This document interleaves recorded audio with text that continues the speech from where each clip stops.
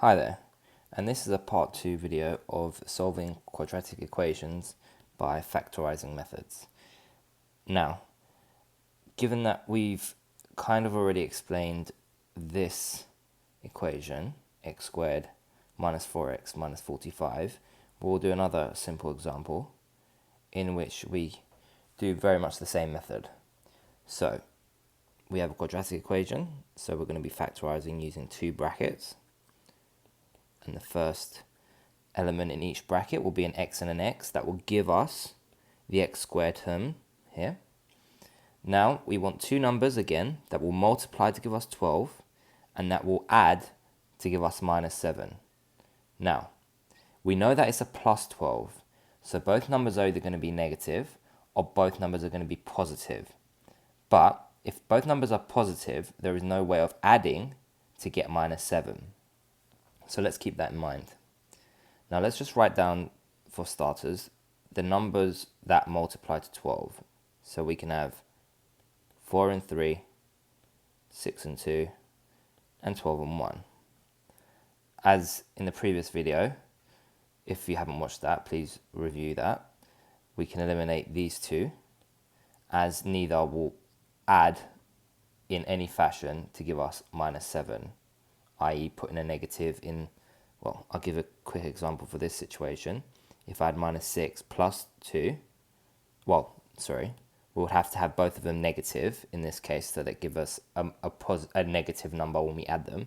So if we were to have the situation of minus 6 minus 2, we could only get minus 8, which is not minus 7.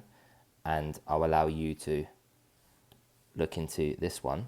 Well, that won't work like the previous situation. Now that just leaves us with the remaining 4 and 3. Now, how can we add 4 and 3 to give us minus 7? Well, there's only one option really. That is to put a negative sign in front of both of them. And we have minus 4 minus 3, which just give us minus 7.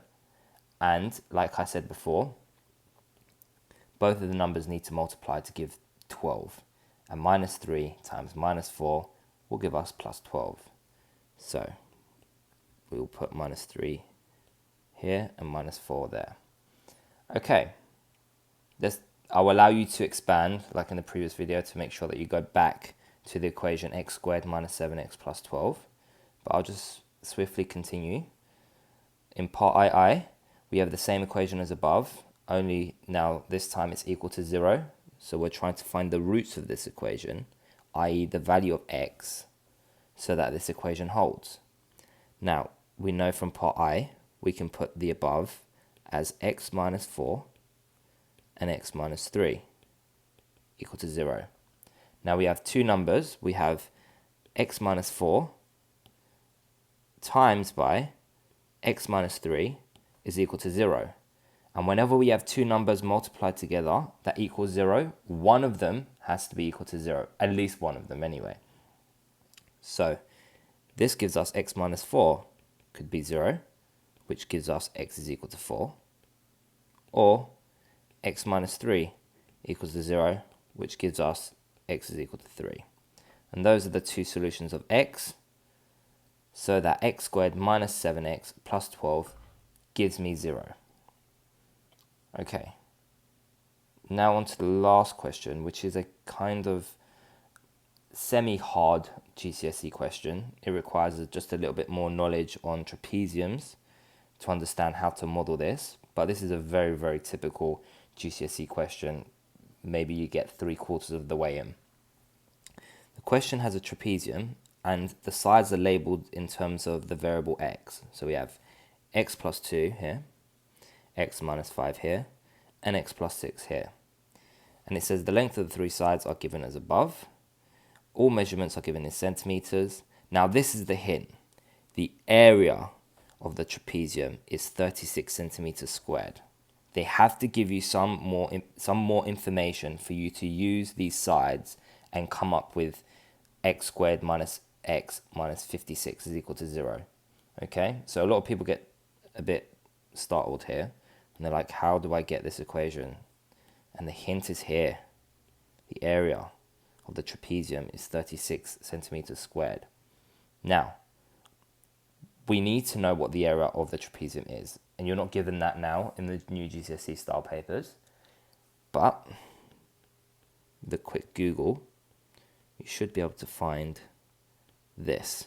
This is the area. And I'll quickly draw out what I mean by A, B, and H. A and B are the parallel sides on top and the bottom of the trapezium, and H is the height.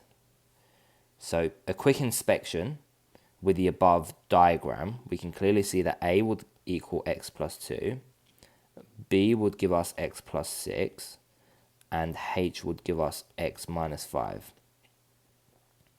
Now, we know that the area is equal to 36 centimeters squared. Now, don't worry about putting centimeters squared for now, but we know that this is equal to 36. So we have an equation going on. We know what the area of the trapezium is.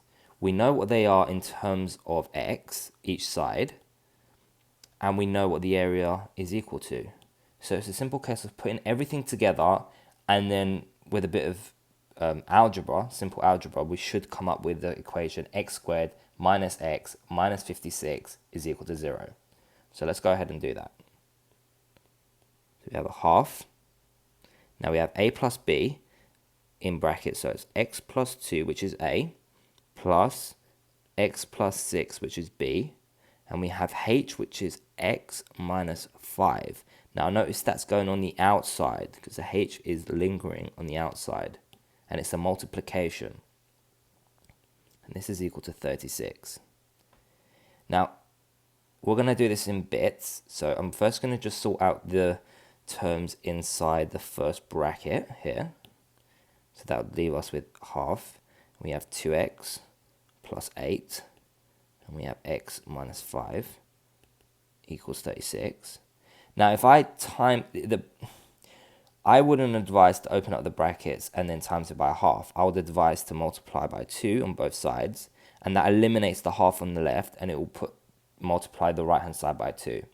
And then we would have 2x plus 8, x minus 5 is equal to 72.